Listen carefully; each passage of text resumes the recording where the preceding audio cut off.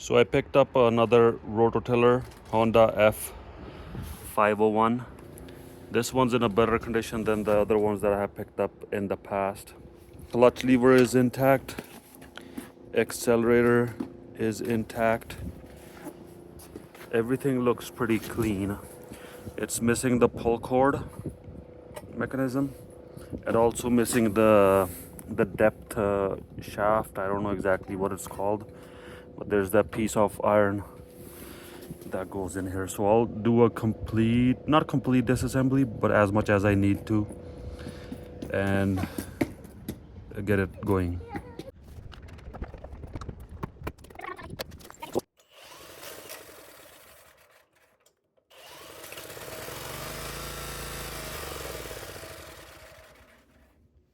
So it will run. So with some fuel it runs. So I'll need to clean the carburetor, which I'm just gonna remove now. So I'll take this rubber boot off for the intake assembly, and this is where the screw is.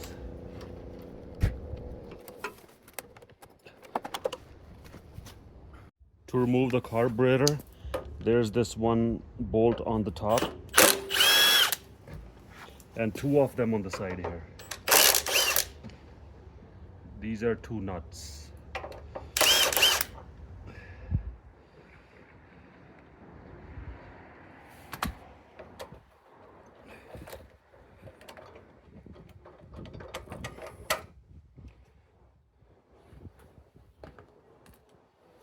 So now the whole thing will slide off, but before that we need to remove this this fuel line. I'm just gonna remove the fuel tank completely off. There's one bolt holding it on this side and two of them on the bottom here.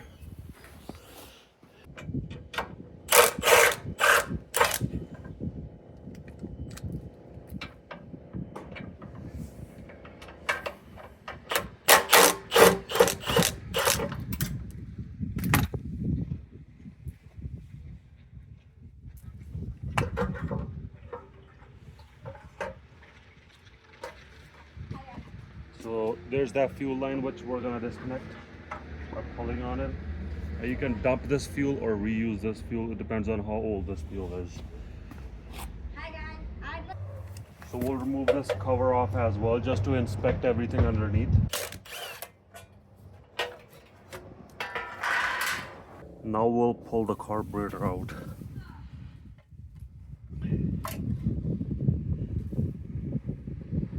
So there's this tiny spring that we're gonna release.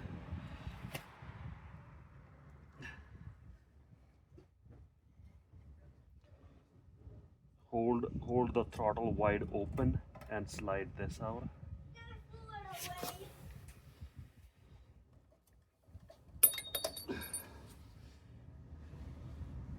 So there's this spacer that fell out from here. So this goes only in one way, which is like this.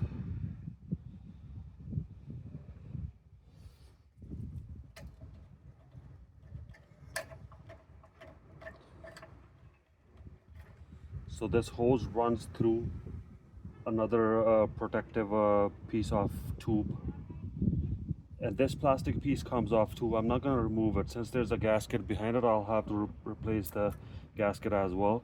So I'll replace this gasket, paper gasket, and clean up the carb.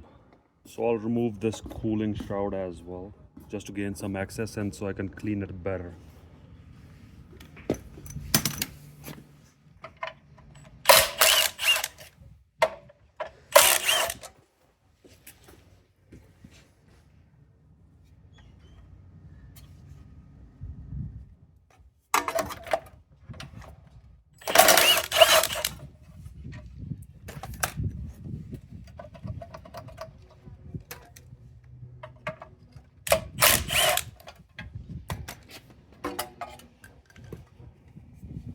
So this is the tube that I was talking about. The fuel line runs right here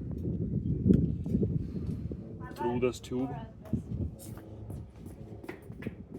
So at this point you can also check the gap between your pickup and the magnet here. So if you guys are looking for parts for this rototiller, so this is the model number. So on some of the models, it used to be on the under the tube. You might have hard time finding it. So this model number will help you find parts for the rototiller incomplete. But also if you want to look up parts just for the engine itself, so GX160, and the serial number is on the side here.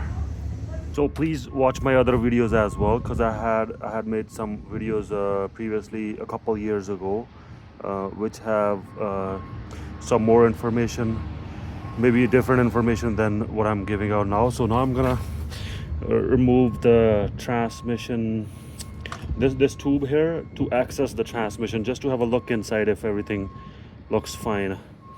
So it's a 12 millimeter. So there are four bolts holding it, 12 millimeter bolts.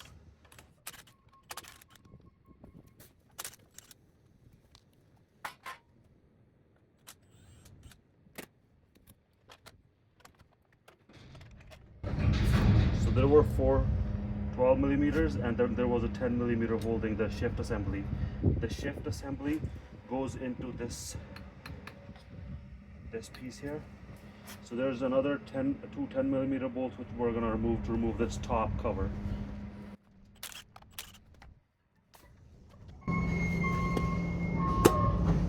Oh wow, very clean inside.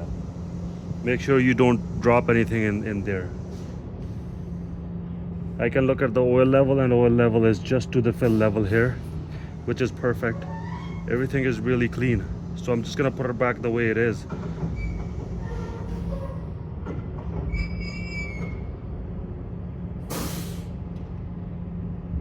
So there's a rubber gasket here which falls between this groove here.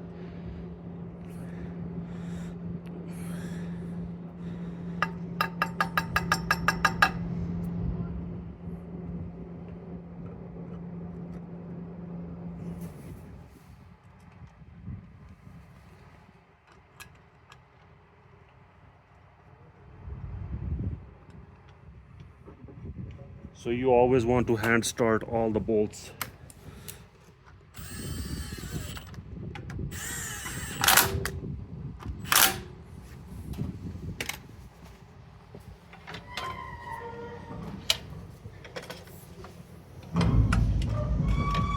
Piece latched right in between there.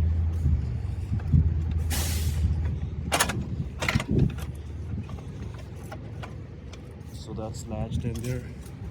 It's sitting perfectly now. And I'll hand start all these bolts so I don't cross thread any of them.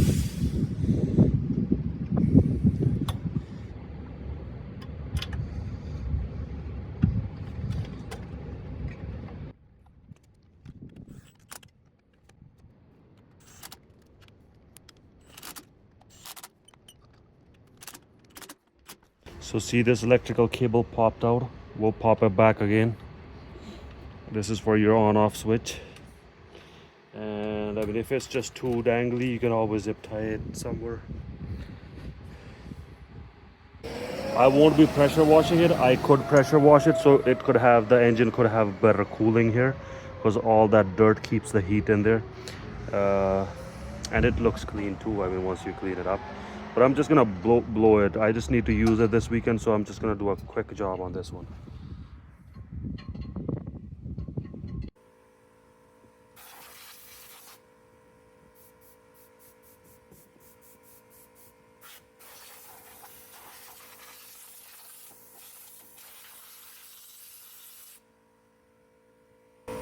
Make sure you cover the carburetor hole before you blow it anywhere near the carburetor hole.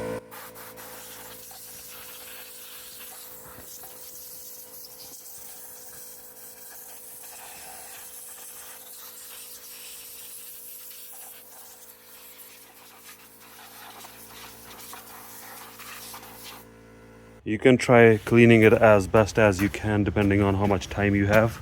Another thing I noticed is I have some damage on my belt.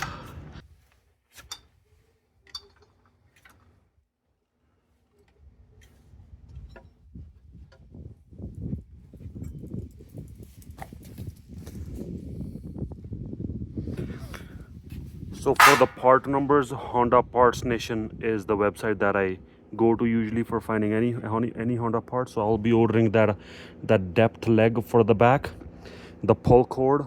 Maybe if I can find a cross-referenced number on Amazon, and for the belt too. For the belt, sometimes there's usually a number on the belt, or some places can just measure it to length for you. So if you look here, so this particular model has one gear, second gear, the reverse gear, and two neutrals. On some of the commercial units, they don't have all these options. They have only one gear, neutral, and reverse.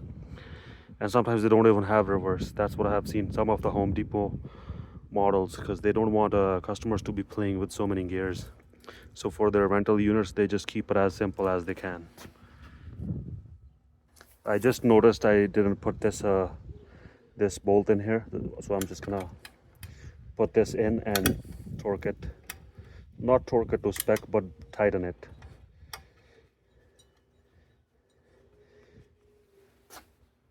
So if you have watched my other videos, so I replaced the two water seals and the oil seals inside.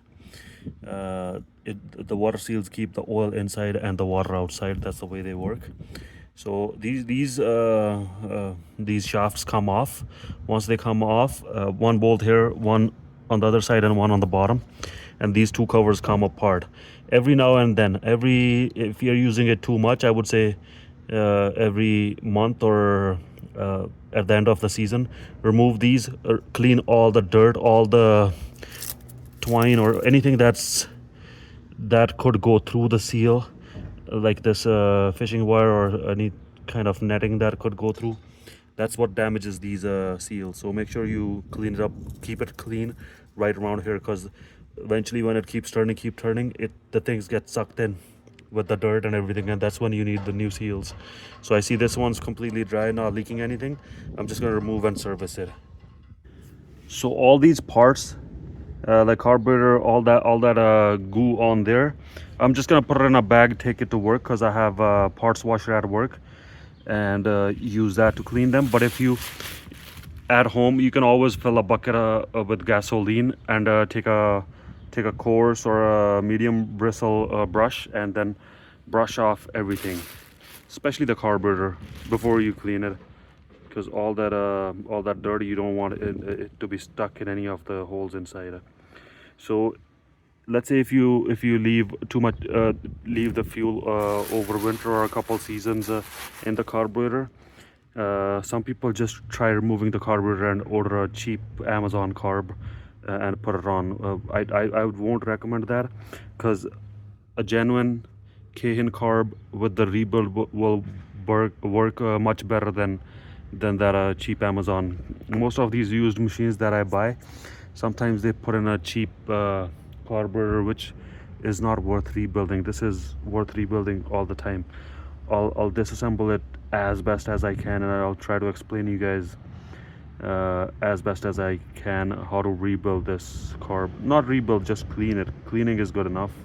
You don't really need to rebuild it unless the gaskets are completely deteriorated inside. Then of course you can, yeah, but otherwise you don't really need to go into a major rebuild of these carbs.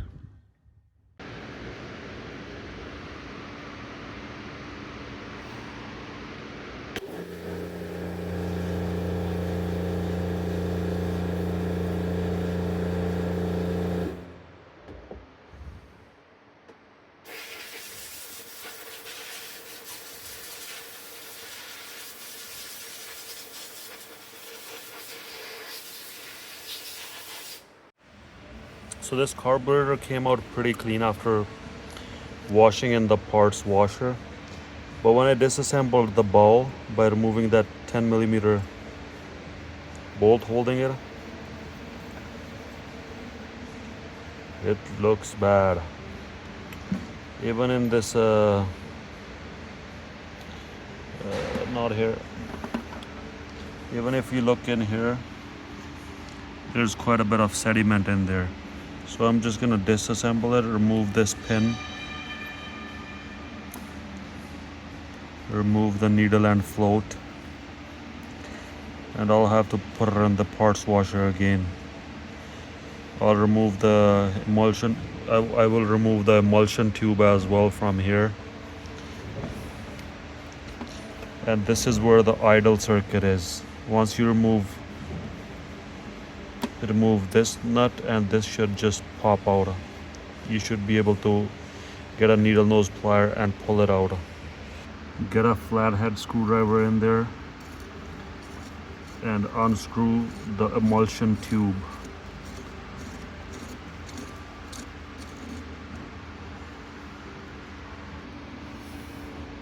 So sometimes what you have to do is go from inside and push the emulsion tube downwards. This top screw comes out and then the emulsion tube falls out.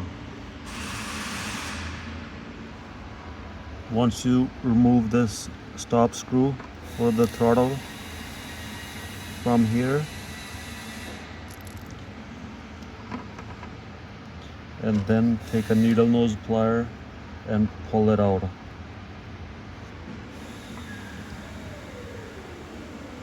So there's a tiny hole right at the front which we need to clean.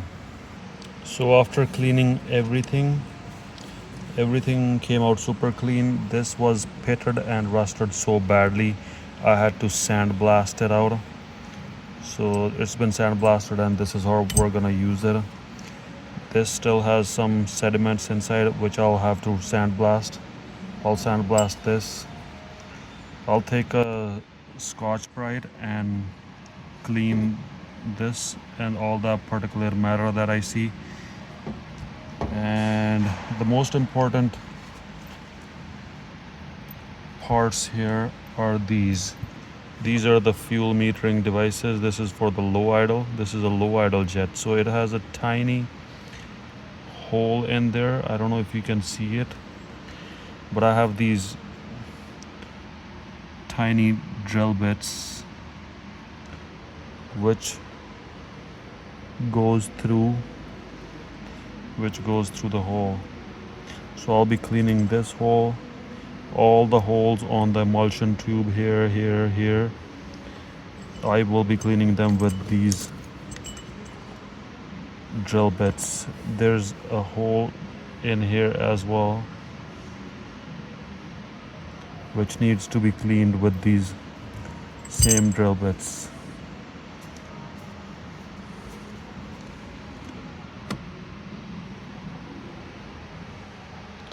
And then we'll put it all together.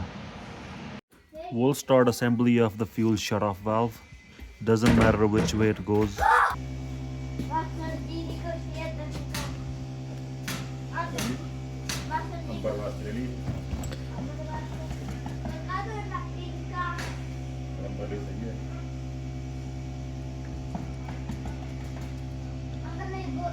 I put in too much, but it's okay. It's gonna clear up with the fuel.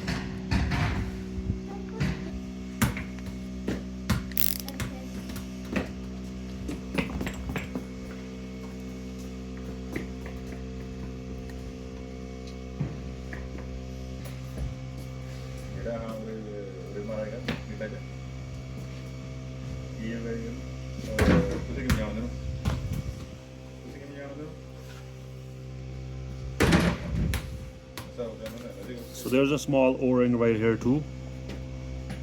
before we push in this low idle jet. Put some lube.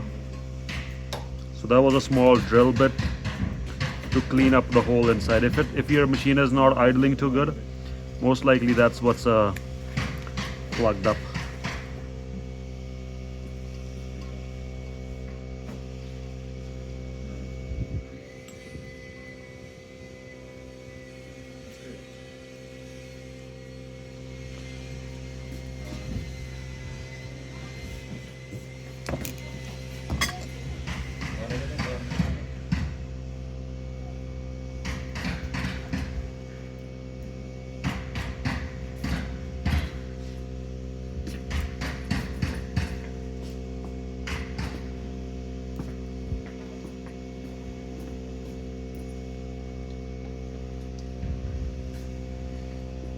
Coming in 1 minute.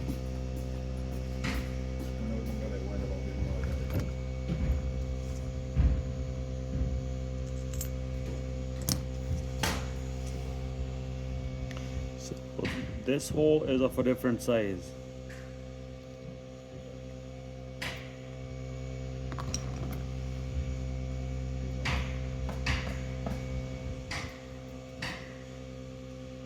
But the other drill bit was too big, so I'm just gonna use a small one to rub it out.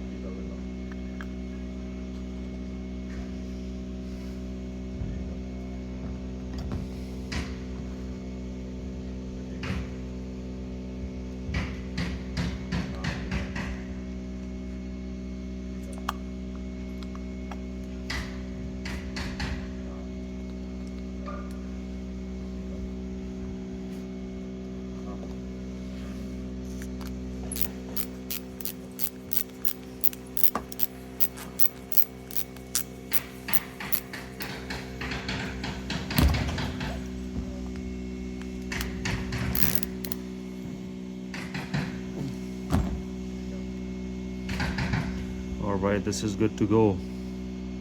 So there's this one jet here which is adjustable, which you could remove all the way and clean it up as well. I didn't clean it because when I pressurized it on the bottom and through the holes, I saw the jet of fluid coming out from here, so it's probably clean. We'll put it on the machine and on the tiller and have a look at it. So this gasket is torn right here, but I might have to just use this because I don't have the correct gasket right now.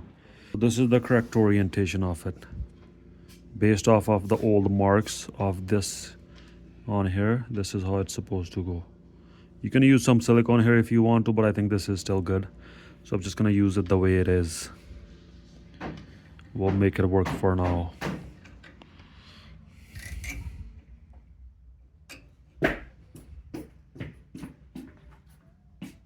Master G, Master G, सुनो पता that मेरी ball किधर गई? उधर पर गई हो गई. उधर मुझे रखवाया होगा. Okay. Okay, so the orientation of the drain on the ball is not correct, so we'll have to fix that.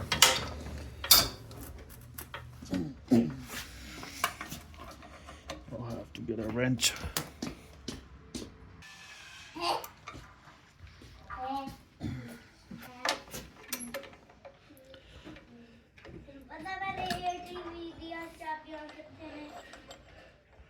We'll orient it this way here.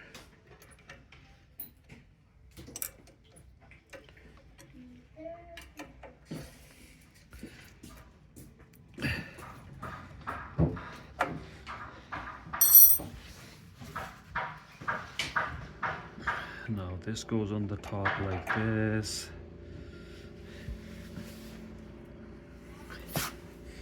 And then goes this.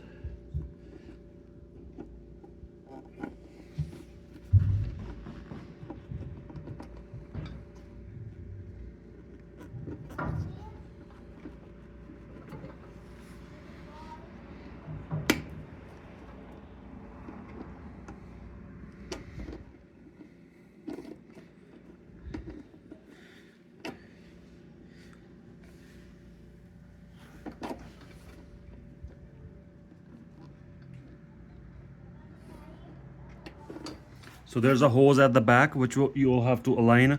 This has to be in the on position, the fuel, and this you'll have to kind of wiggle and fish in.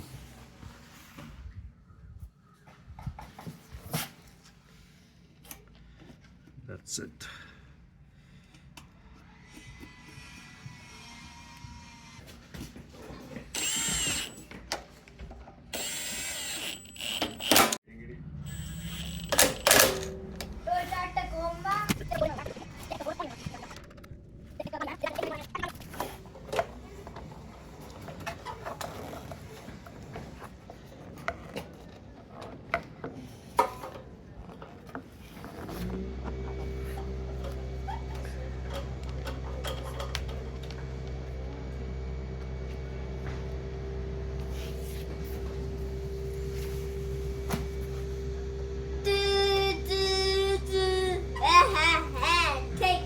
Take this cavity and that thing.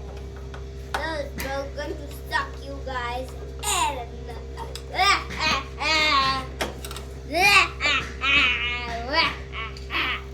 You move. You're gonna get sucked in. So now it's a good time to run your fuel line with that black cover.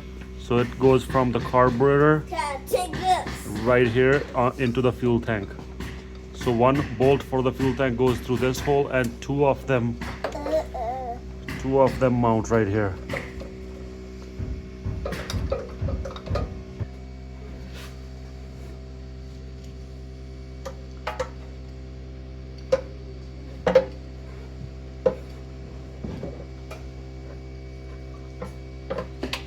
So the fuel line is slided on.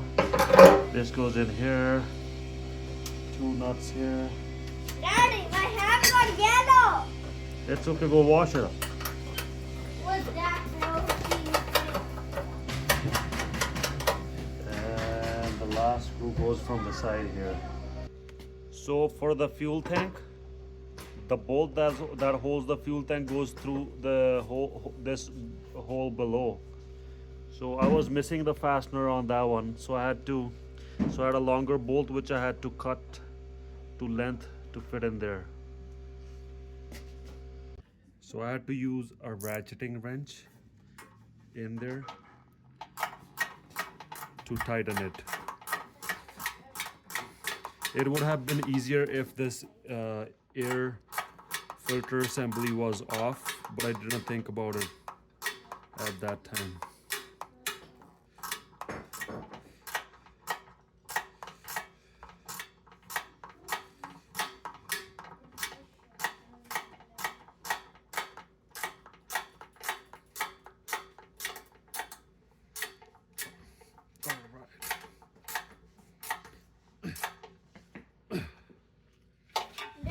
So it's super tight now. We'll tighten up these as well on the side now. Where did I put them?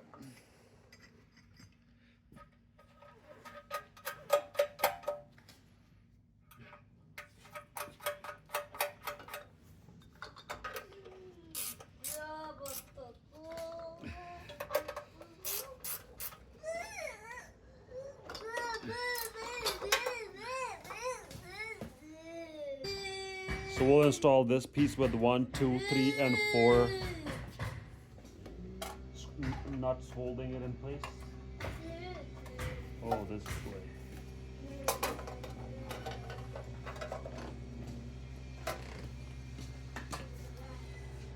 ਇਹ petrol ਕਿਹਦੇ ਚ ਪਾਉਣਾ ਉਹਦੇ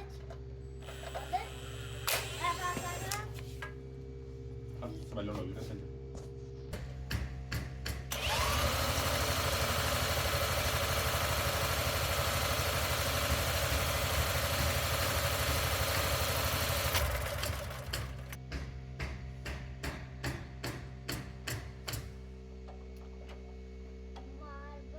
So there's no fuel to the carburetor yet. So the fuel is on this way then.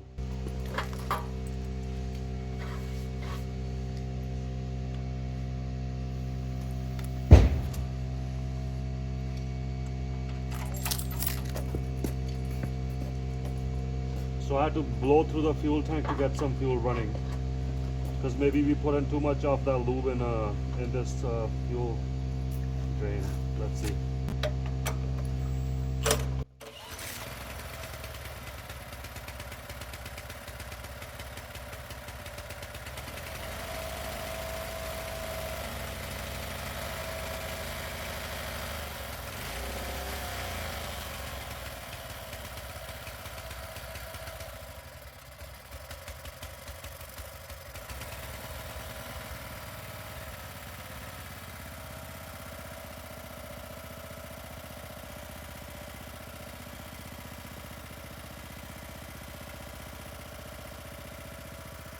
Remove the tines to clean them.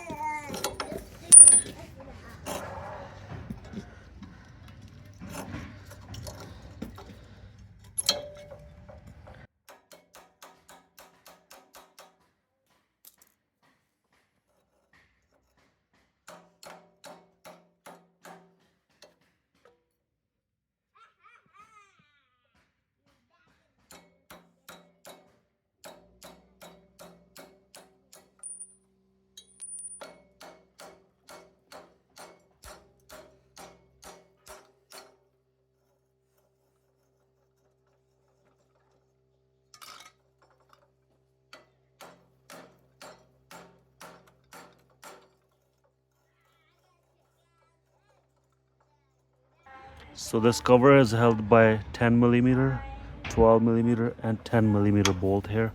So we'll remove these.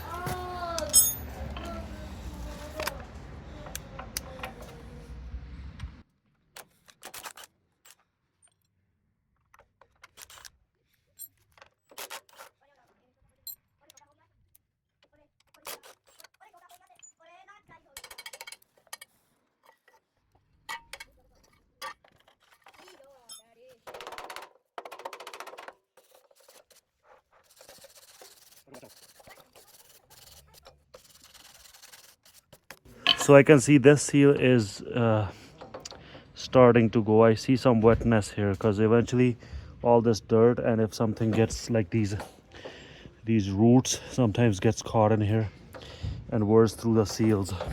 So if you want to check me replacing these seals, I have more videos under my page, so you gotta look for those. So for now I'll just clean it up and use it the way it is.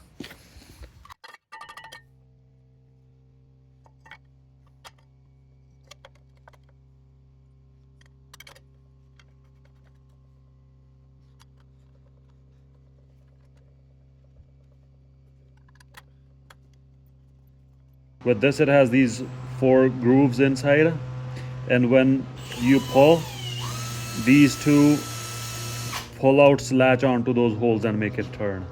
So hopefully this is the correct one. We'll mount it right here so we can pull it upwards. Yep.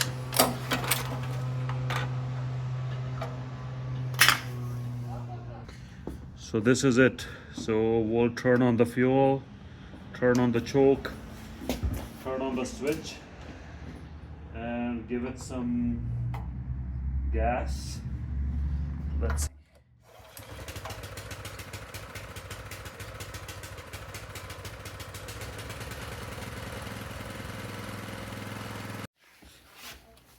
So I bought a brand new belt from Honda. So the size is SB37.5.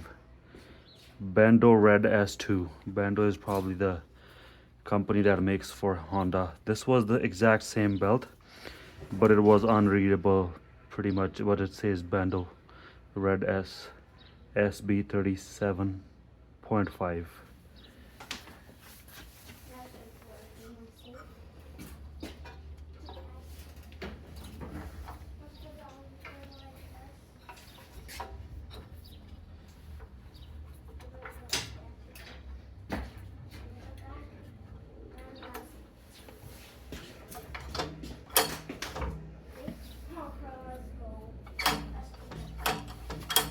So I warmed up the engine to do an oil change.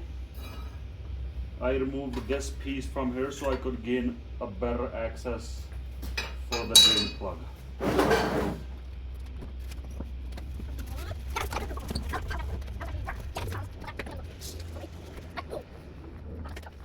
So what I do is I bring the base of the engine Now you did it. to level. So I look here, bring it to level or a little bit leaning backwards. And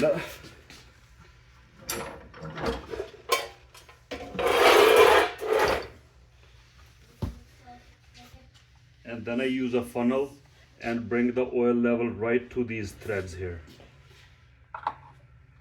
And the oil I use is fully synthetic 10W30 Pennzoil.